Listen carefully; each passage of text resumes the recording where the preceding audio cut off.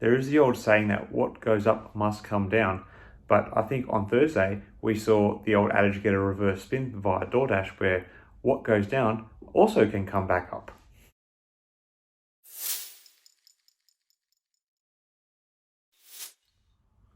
Hi again everyone, I hope you're all doing really well. So perhaps it is a sign of just how confusing the times are at the moment.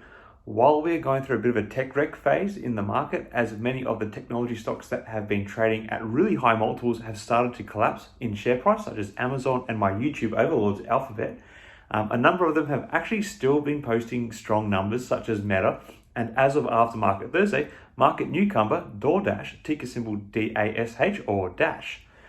DoorDash's stock jumped by as much as 10% in the aftermarket session when they released their earnings data for the first quarter of 2022. The irony of this strong bounce in the aftermarket is that the stock actually lost about 10% in the regular trading session, so it has finished on the news of the company's March quarter's earnings on a roughly equal footing from where it fell from through Thursday's big tech sell-off. What was so good about the Dash earnings is that they beat analyst expectations in a number of ways. Consensus estimates predicted that Dash stock would post a 48-cent per share loss, with an estimation of revenues being at 1.38 billion for the March quarter. What was announced by the company was a smaller loss of 41 cents per share and revenue of 1.46 billion, about $80 million more than had been projected. So it was a significant beat by DoorDash over what analysts were expecting. What is perhaps surprising about all of this is that DoorDash was perhaps expected to post lower revenue figures due to the fact that society has moved further away from the pandemic and the reliance on food delivery services has decreased, at least in the eyes of analysts. Therefore, the public's views of prospective growth in this sector has been slowing. However, the company saw an increase of about 23% in terms of total numbers of orders delivered during this quarter, so there's still prospects for growth, it would seem. However, it's not all rosy for DoorDash, and there is definitely a marking of the high current inflation setting we are experiencing at the moment in these results.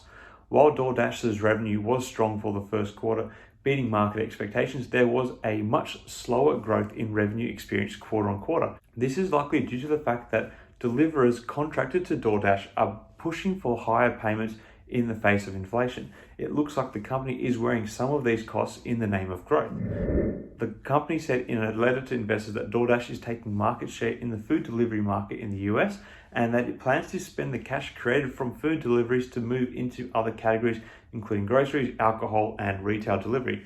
This is a promising sign for the future direction of the company, and not totally surprising when given what rivals such as Uber are doing. And on that note, DoorDash's main rivals Uber and Lyft have struggled recently on the same fears that the market and analysts had pinned to DoorDash, and some of those fears have been realized in this current round of earnings. However, I think DoorDash makes a compelling growth case amongst its peers. While Uber is perhaps where DoorDash aspires to be, the market leader already has baked in much of its growth and expansion, and with Lyft languishing following its recent tanking results, perhaps Dash is the best option in this space at the moment. Of course, this is not investing advice, just my take on the key metrics from Dash's earnings results. Are you invested in these sorts of companies? Do you think DoorDash can continue to buck market trends as we wade further into this softening market? Let me know your thoughts in the comments below. Till next time, everyone, may the markets trade in your favor. Cheers.